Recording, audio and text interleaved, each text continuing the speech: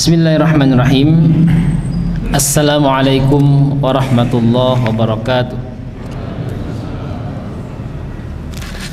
Alhamdulillahirabbil alamin wa bihi nasta'inu ala umuri dunya waddin.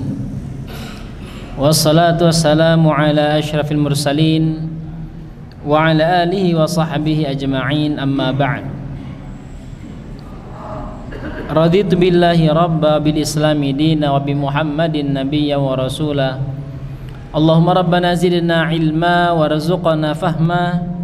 Allahumma arinal haqqa haqqan warzuqna ittiba'ah wa arinal batila batilan warzuqna ijtinabah waj'alna mimman yastami'una al-qawla fayattabi'una ahsanah wa adkhilna bi rahmatika fi ibadika salihin. Bapak Ibu yang dirahmati Allah Subhanahu wa taala, alhamdulillah kita bersyukur pada Allah di malam hari ini.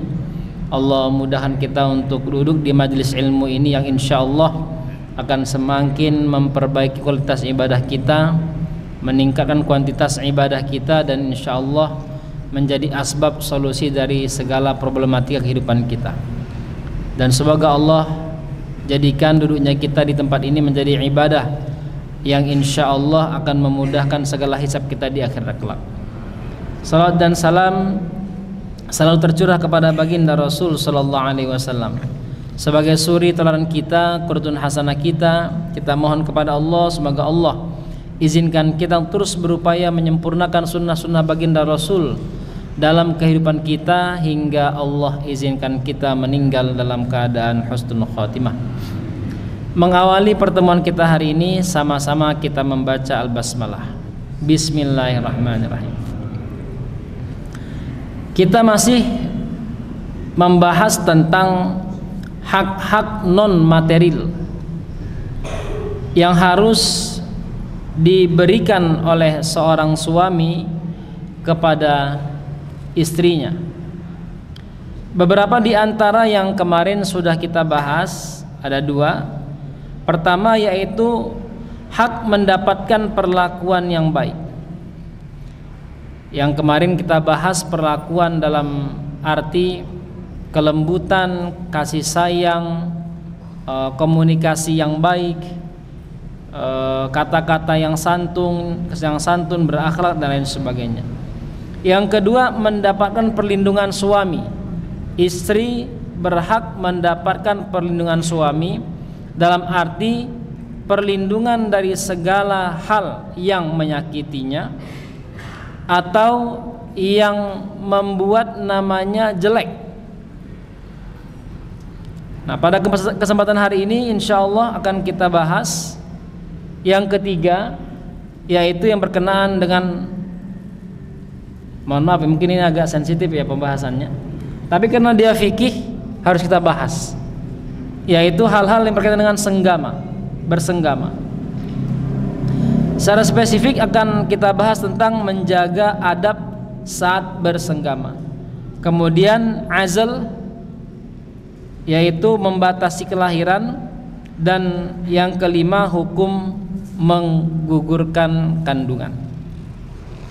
Bapak Ibu yang dirahmati Allah Subhanahu wa taala, kalau kita membicarakan hak non material yang ketiga, maka kita akan dihadapkan dengan obrolan tentang fikih bersenggama, ya, bersetubuh dan lain sebagainya.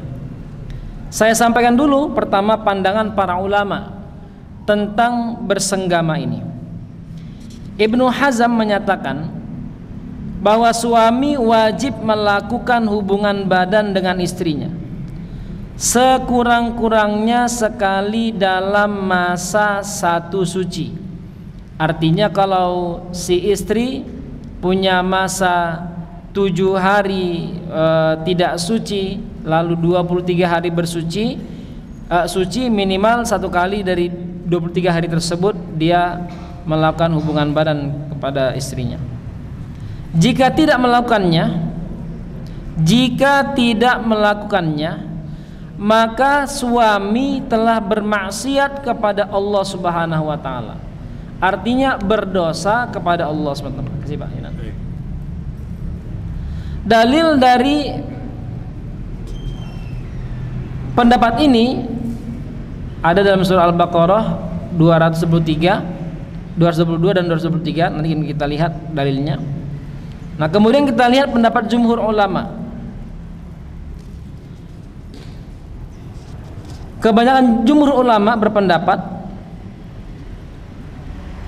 di antaranya juga Ibnu Hazm, bahwa suami wajib melakukan hubungan badan dengan istri selama tidak punya halangan. Dan menurut Imam Syafi'i, suami tidak wajib melakukannya karena hubungan badan adalah haknya, sehingga hukumnya tidak wajib, seperti hukum segala macam hak. Sementara menurut Imam Ahmad dibatasi hingga 4 bulan, karena masa itulah yang ditetapkan Allah dalam hak maula atau orang yang dimerdekakan, maka hak selain maula juga sama. Nah, dibahasnya materi ini karena memang salah satu tujuan dari menikah itu, kemarin kita bahas di awal-awal fikih ini, fikih munakahat ini adalah al-wat'u. Ya, al-wat'u. Al-wat'u itu artinya bersenggama. Dan secara spesifik dibahas karena memang mustahil ada pernikahan lalu tidak ada al-wat'u itu. Dan kenapa Allah Subhanahu wa taala perintahkan menikah manusia walau diantaranya banyak untuk membangun keluarga dan sebagainya, tapi yang paling utamanya adalah bersenggama itu. Makanya kalau ada, saya pernah mendapatkan pertanyaan dari seseorang yang dia menikah istri yang kedua, lalu dia tanya kepada saya, "Ustadz, apa hukumnya kalau ada laki-laki menikah dengan tujuan melampiaskan nafsu, supaya nafsunya terkendali, dilampiaskan? Apa hukumnya?" Hukumnya boleh. Boleh hukumnya. Ya. Makanya kalau pernikahan tidak ada al-wata'u itu, bersenggama itu, maka akan melanggar hak-hak pernikahan itu sendiri.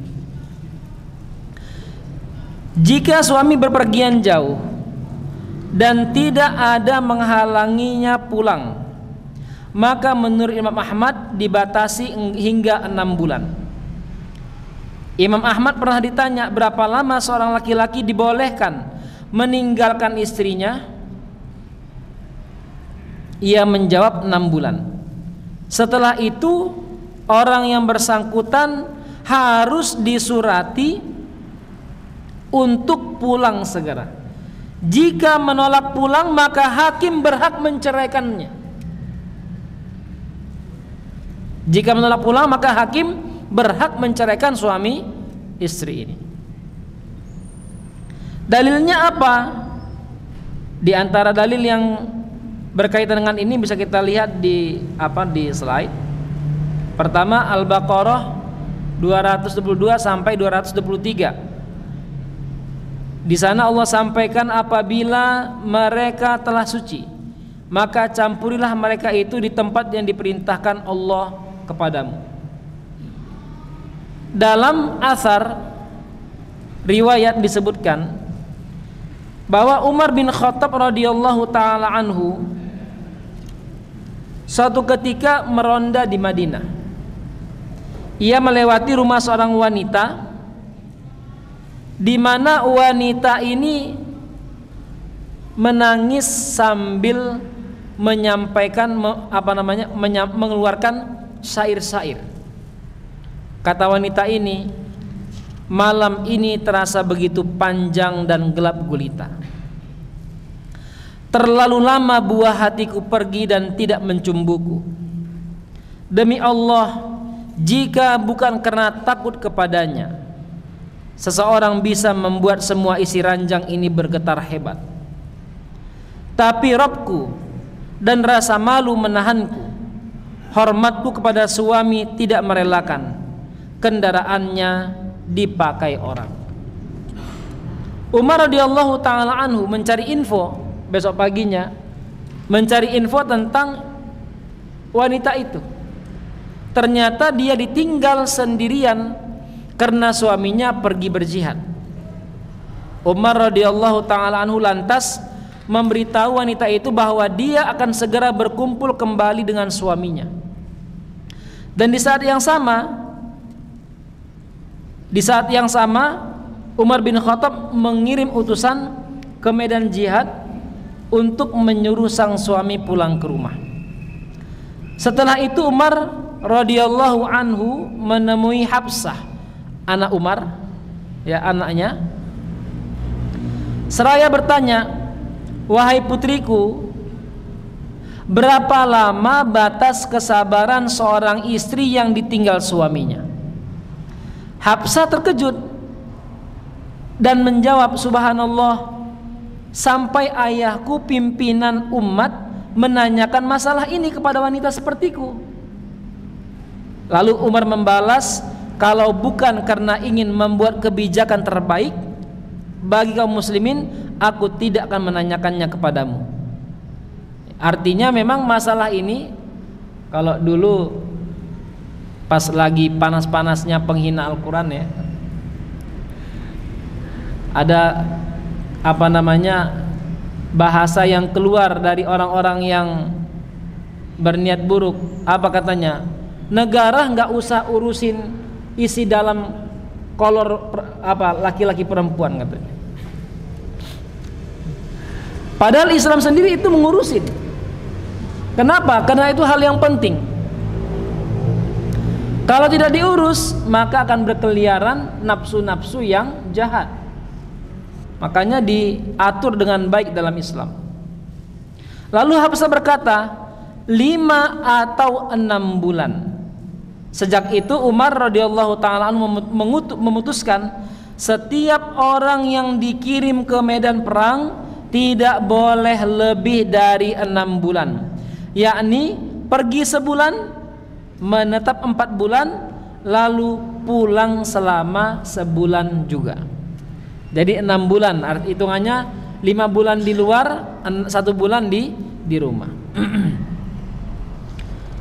Al-Ghazali, seorang ulama mazhab Syafi'i, berpendapat bahwa suami harus berhubungan dengan istri sekurang-kurangnya sekali dalam 4 hari. Itulah yang paling adil, mengingat jumlah maksimal istri adalah 4, sehingga boleh menangguhkannya hingga batas tersebut. Akan tetapi suami menambah atau mengurangi intensitasnya sesuai yang dibutuhkan istri untuk menjaga kehormatannya. Karena menjaga kehormatan istri merupakan kewajiban suami, meskipun menuntut bersenggama tidak dapat dibenarkan karena terlalu sulit menuntut sekaligus memenuhinya. Muhammad bin Ma'in Al-Ghifari menuturkan, ada seorang wanita menemui Umar bin Khattab radhiyallahu ta'ala anhu seraya berkata, "Wahai Amirul Mukminin, sesungguhnya suamiku selalu puasa di siang hari, tahajud di malam hari." Ya, artinya ini suaminya ini taat sekali sama Allah ini. Ya, sampai enggak punya waktu untuk bersama istrinya. "Sebenarnya aku sungkan mengadukannya kepadamu masalah ini, karena dia begitu taat kepada Allah," kata wanita tersebut. Ini wanitanya hebat, sabar dia. Umar berkata, "Memang begitulah suamimu." Nah, ini Umar belum paham. Umar belum paham dia. Memang begitulah suamimu. Suamimu itu taat sama Allah, kerjanya puasa, malam tahajud. Lalu wanita tersebut mengulangi lagi ceritanya, dan Umar menjawab yang sama. Ternyata pembicaraan ini didengar oleh sahabat namanya Ka'ab al-Asadi yang hadir di waktu itu. Lalu Ka'ab menyela. Apa kata Ka'ab? "Wahai Amirul Mukminin, sebenarnya wanita ini mengadukan perkara suaminya yang selalu meninggalkannya sendirian di tempat tidurnya." Umar radhiyallahu anhu berkata, kalau begitu berilah keputusan atas masalah mereka ini. Nah, karena yang paham adalah Ka'ab, yang diminta Ka'ab yang ngasih keputusan. Dan Ka'ab waktu itu salah satu majelis syuronya Umar bin Khattab radhiyallahu anhu. Ka'ab berkata, panggillah suamimu. Dipanggillah suami wanita tersebut. Setelah orang tersebut datang, Ka'ab berkata, sesungguhnya istrimu ini mengadukan perkaramu kepada Amirul Mukminin. Lelaki itu menjawab, masalah saya apa? Makan atau minum? Ka'ab menjawab, bukan. Wanita tersebut menyela dengan untayan bait. Jadi wanita tadi, karena Ka'ab sungkan ngomongnya, yang ngomong istrinya langsung. Apa kata istrinya dalam puisinya? Wahai hakim yang sungguh bijaksana, karena masjid belahan jiwaku ini telah melupakan tempat tidurku. Karena ibadah dia tidak lagi peduli kasurku. Putuskanlah wahai Ka'ab, jangan engkau ragu. Siang dan malam dia tidak pernah tidur. Soal urusan wanita, dia bukan pujaanku. Jadi ini bahasanya bahasa isyarat ini, Pak. Kalau udah begini bahasanya, perempuan ini udah bilang, kalau saya mau ditalak silahkan, kalau mau terus ada syaratnya. Begitu, Pak. Mendengar sindiran ini, suami wanita itu menjawab dengan bait syair juga. Aku tidak lagi peduli kepada wanita dan keindahan, karena hati ini terlalu berat dengan wahyu yang turun. Ayat-ayat An-Nahl dan 7 surat panjang di kitab Allah itu peringatannya terlalu menakutkan. Nah, ketika sudah berbalas pantun seperti ini, lalu Ka'ab masuk, karena Ka'ab diminta untuk Umar untuk memutuskannya. Lalu Ka'ab memutuskannya dengan satu bait syair. Istrimu punya hak yang wajib kau tunaikan. Kau tahu itu di empat tempat yang jadi tumpuan. Berikanlah itu kepadanya, jangan lagi cari-cari alasan. Lalu Ka'ab berkata, sesungguhnya Allah Azza wa Jalla menghalalkanmu untuk beristri 2, 3 atau 4. Engkau punya waktu 3 hari 3 malam untuk menyembah Tuhanmu. Wanita tadi istri satu-satunya, ya. Dan Ka'ab menyampaikan, kamu diberi kesempatan untuk punya 2, 3 istri atau 4 istri, bukan memerintahkan laki-laki itu tambah istri, bukan. Tapi setidaknya 1 malam ini engkau buatlah untuk istrimu, 3 harinya untuk Tuhanmu, begitu maksudnya. Jangan sampai semuanya untuk Tuhan, tapi satu waktu satu pun tidak ada untuk istri. Padahal bersenggama itu juga bagian daripada perintah dan berpahala di sisi Allah Subhanahu wa taala. Mendengar keputusan mendengar keputusan Ka'ab radhiyallahu taala anhu ini, Umar terpukau. Ya, Umar terkesima dengan keputusan Ka'ab. Lalu Umar berkata, demi Allah, aku tidak tahu mana di antara 2 caramu yang lebih membuatku kagum. Apakah pemahamanmu terhadap masalah wanita ini, atau caramu memutuskan masalah mereka? Karena terpukau, kata Umar, pergilah ke Basrah, aku mengangkatmu jadi hakim di sana. Ya, karena keputusan yang luar biasa tersebut. Bapak Ibu yang dirahmati Allah Subhanahu wa taala, dalam hadis dijelaskan bahwa bersenggama dengan istri merupakan salah satu bentuk sedekah yang mendapat pahala dari Allah Subhanahu wa taala. Jadi jangan kita kira di situ nggak ada pahala. Muslim meriwayatkan bahwa Rasulullah bersabda, engkau mendapat pahala karena bersenggama dengan istrimu. Para sahabat bertanya, "Wahai Rasulullah, apakah seseorang di antara kami mendapat pahala dengan menyalurkan syahwatnya?"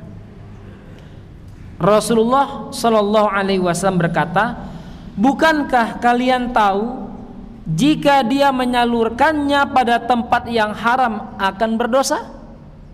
Maka sebaliknya, jika disalurkan pada tempat yang halal akan mendapat pahala."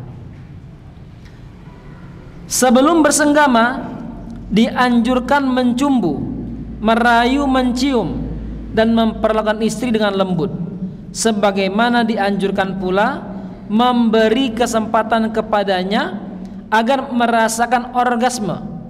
Abu Ya'la meriwayatkan dari Anas bin Malik radhiyallahu taala anhu bahwa Rasulullah bersabda, "Jika seseorang di antara kalian bersenggama dengan istrinya, hendaklah berlaku adil. Jika dia telah menyelesaikan keperluannya sementara istrinya belum, maka jangan tergesa-gesa berhenti sampai istrinya juga menyelesaikan keperluannya." Hadis lain yang telah disebutkan sebelumnya menyatakan, "Mengapa tidak perawan saja engkau dan dia saling mencumbu?" Nah, ini berkaitan dengan hukum yang berkaitan dengan bersenggama tadi. Sebelum saya lanjut, Bapak Ibu mungkin ada yang mau ditanyakan, silakan. Izin minum dulu.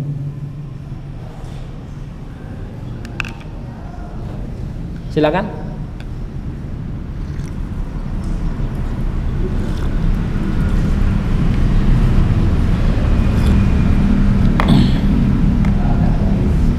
Ya.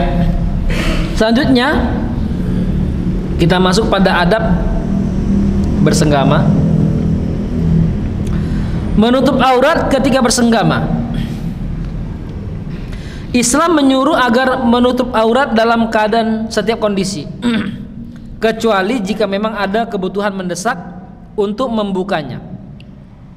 Bahas bin Hakim menuturkan bahwa ayahnya meriwayatkan dari kakeknya, "Aku bertanya, wahai Nabiullah, apakah apa yang boleh dan tidak boleh berkenaan dengan aurat kami?" Artinya aurat laki-laki dan perempuan, suami istri. Rasulullah menjawab, "Jagalah auratmu kecuali dari istri atau budak wanita yang engkau miliki." Aku bertanya lagi, "Wahai Rasulullah, bagaimana jika dalam keramaian?" Beliau menjawab, "Jika engkau mampu agar tidak terlihat siapapun, maka lakukanlah." Aku bertanya lagi, "Jika sedang sendirian?" Beliau menjawab, "Malu kepada Allah lebih patut daripada malu kepada manusia." Nah, ini yang menjadi dalil bahwa jangan sampai walaupun kita di kamar sendirian buka aurat. Ya. Kenapa? Karena di saat itu Allah bersama kita. Maka lebih pantas kita malu sama Allah Subhanahu wa taala. Hadis riwayat Tirmizi, dan Tirmizi menilai hadisnya ini hasan.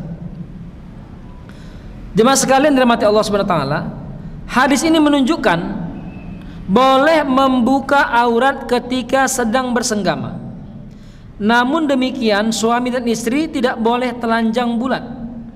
Utbah bin Abd As-Sulami menyatakan bahwa Rasulullah sallallahu alaihi wasallam bersabda, "Idza ata ahadukum ahlahu falyastatir wa la yatajarrad tajarrudal airaini."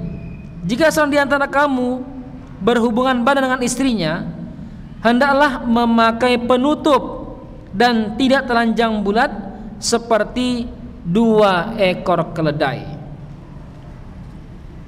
Ibnu Umar radhiyallahu anhu menyatakan bahwa Rasulullah sallallahu alaihi wasallam bersabda, "Iyyakum wa ta'arri."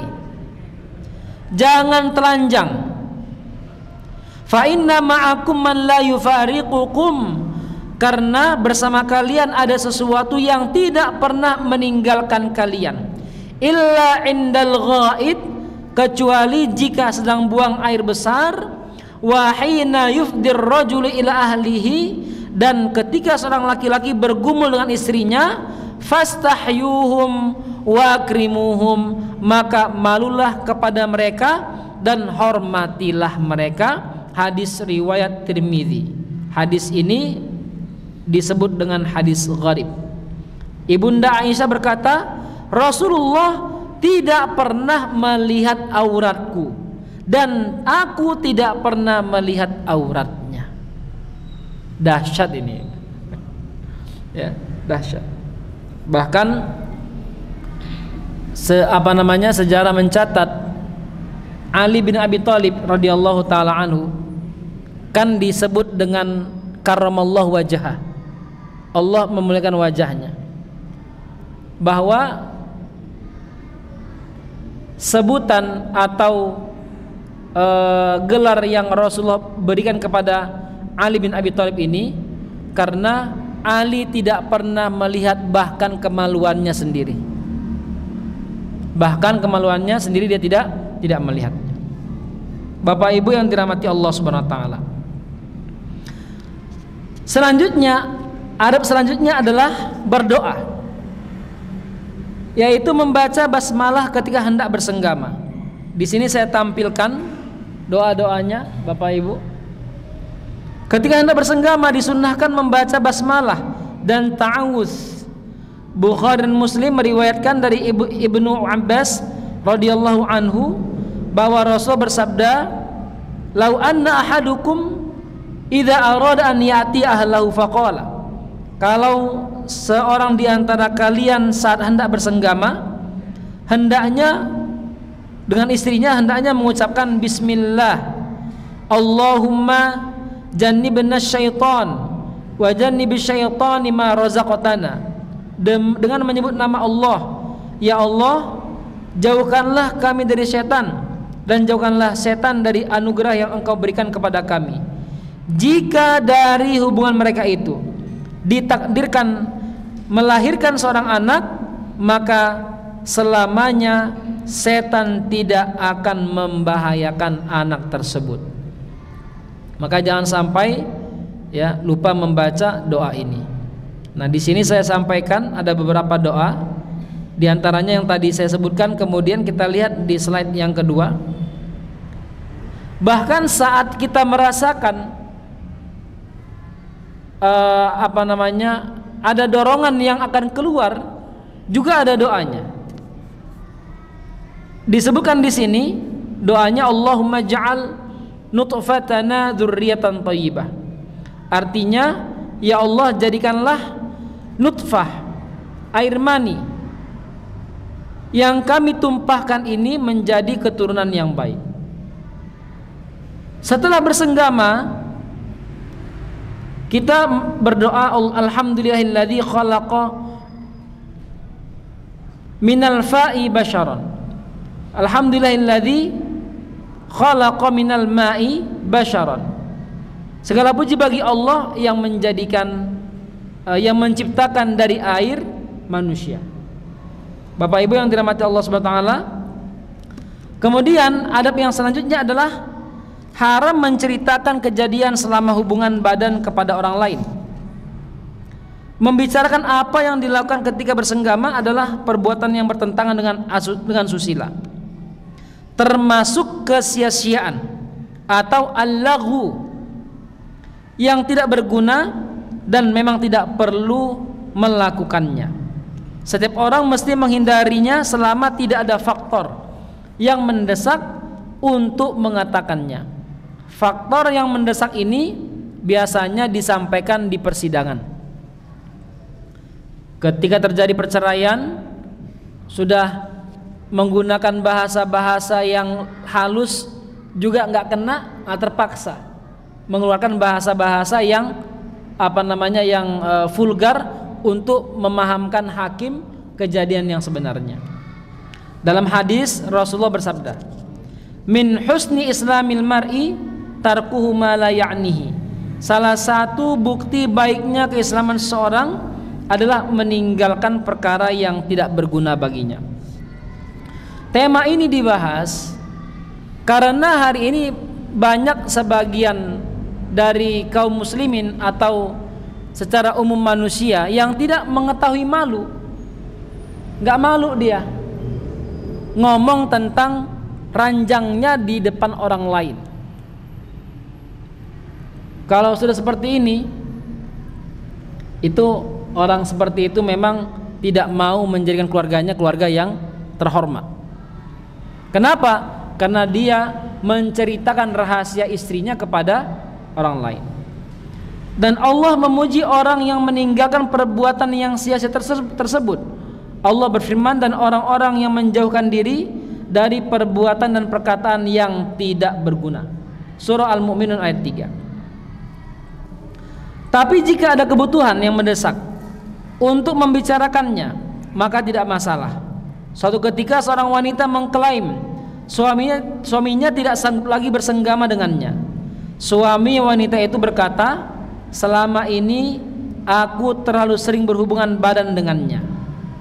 Jika suami atau istri membeberkan hubungan mereka lebih detail, dan segala yang diucapkan dan dilakukan diceritakan kepada orang lain, maka hukumnya haram.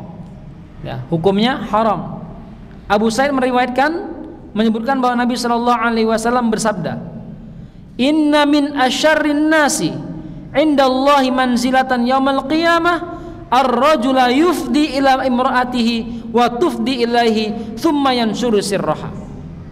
Sesungguhnya di antara manusia yang paling buruk kedudukannya di sisi Allah pada hari kiamat kelak adalah seorang laki-laki berduaan dengan istrinya, kemudian dia menyebarkan aib istrinya, rahasia istrinya.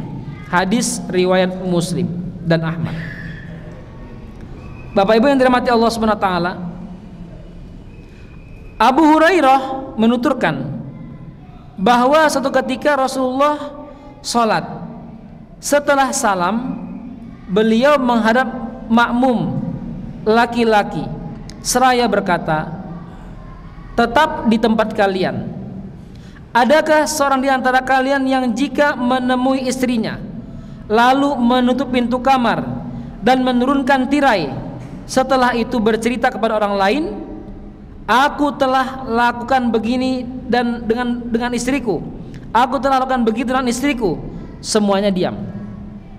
Lalu beliau menghadap ke arah makmum perempuan dan berkata, "Apakah di antara kalian juga ada yang bercerita seperti itu?" Seorang wanita muda berdiri di atas salah satu lututnya dan menegakkan badan agar terlihat oleh Rasulullah SAW, dan suaranya didengar. Kemudian wanita itu berkata, kemudian ia berkata, "Kaum lelaki melakukannya dan kaum perempuan juga melakukannya." Kata perempuan tersebut. Mendengar itu, Nabi bersabda, "Tahukah kalian perumpamaan orang yang melakukan itu? Perumpamaannya adalah seperti setan laki-laki dan setan perempuan bertemu di sebuah gang, kemudian mereka berzina sementara orang-orang menontonnya." Ini peringatan keras ini, agar jangan sampai ada orang yang menceritakan rahasia, baik rahasianya atau rahasia istri kepada orang lain. Baik Bapak Ibu, sebelum kita lanjut mungkin ada yang mau ditanyakan, dipersilakan.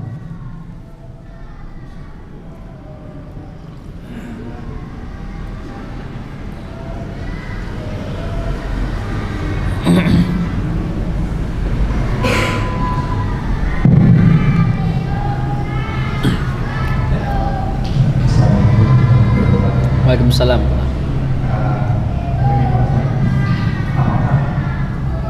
Benar kalau sering kita mendengar kalau malam Jumat istilahnya sunnah ya.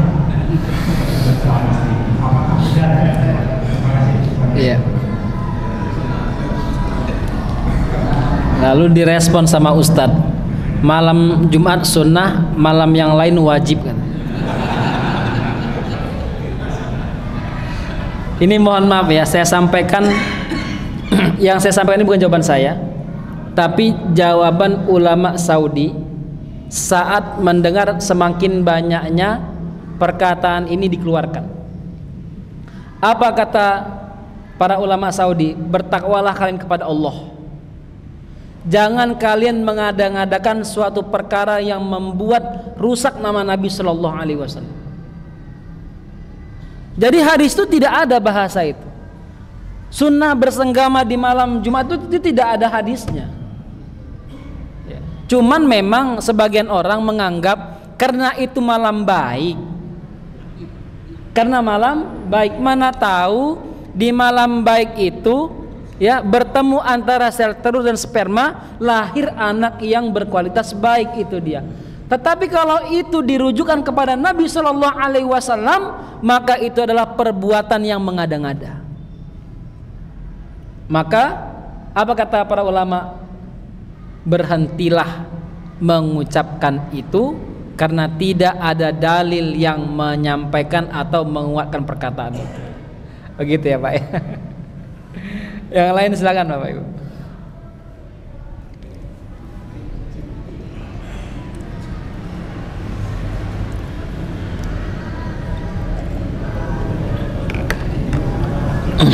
Iya, ini memang sensitif ini pembahasannya. Jadi banyak yang malu-malu ini. Tapi ini saya sampaikan bukan hanya sekedar untuk bapak-bapak ya, teman-teman juga yang mau menikah ya. Ini juga penting ini ya, pembekalan ini. Ini kalau teman-teman yang menikah mengikuti kajian fikih sunnah ini, insya Allah nggak usah lama-lama kuliah karena sudah selesai kuliahnya insya Allah. Selanjutnya Bapak Ibu, menggauli istri di tempat yang tidak semestinya, apa hukumnya? Bersenggama melalui lubang anus atau dalam istilahnya anal seks adalah perbuatan yang tidak sejalan dengan fitrah, tidak normal dan diharamkan syariat. Allah berfirman, istri-istrimu adalah seperti tanah tempat kamu bercocok tanam. Maka datangilah tanah tempat bercocok tanammu itu bagaimana saja kamu kehendaki. Artinya posisinya sudah ada, jangan tambah posisi yang lain. Al-hars dalam ayat ini artinya tempat bercocok tanam. Maksudnya di sini adalah tempat melahirkan anak, karena dialah tanaman yang dimaksud. Karenanya perintah agar mendatangi tempat bercocok tanam berarti perintah melakukan senggama pada kemaluan saja. Sa'lab berkata, sesungguhnya rahim seorang wanita adalah seperti tanah tempat kita bercocok tanam. Kita hanya dituntut bertanam, sedang Allah yang menumbuhkannya. Kalau dilakukan di tempat lain, maka tidak akan terjadi itu. Ayat-ayat lain yang mirip adalah firman Allah Subhanahu wa taala surah Al-Baqarah 222, maka campurilah mereka itu di tempat yang diperintahkan Allah kepadamu. Dalam Al-Baqarah 223 Allah berfirman, bagaimana saja kamu kehendaki. Maksudnya adalah dengan cara apa saja sesuai yang kamu kehendaki. Sebab turunnya ayat ini diriwayatkan Bukhari dan Muslim bahwa ada orang-orang Yahudi di masa Nabi Shallallahu Alaihi Wasallam mengklaim jika seorang laki-laki menyetubuhi istri dari arah belakang, maka anak yang terlahir dari hubungan itu akan bermata juling. Kaum Ansor mengikuti orang Yahudi dalam masalah ini, maka Allah menurunkan firman-Nya, istri-istrimu adalah seperti tanah tempat kamu bercocok tanam, maka datangilah tanah tempat bercocok tanammu itu bagaimana saja kamu kehendaki. Al-Baqarah 223. Jadi dulu ada kebiasaan orang Yahudi yang melakukan itu, dan penduduk Yasrib, orang Madinah, karena itu menjadi kebudayaan, mereka ikut. Kita dengarkan azan dulu.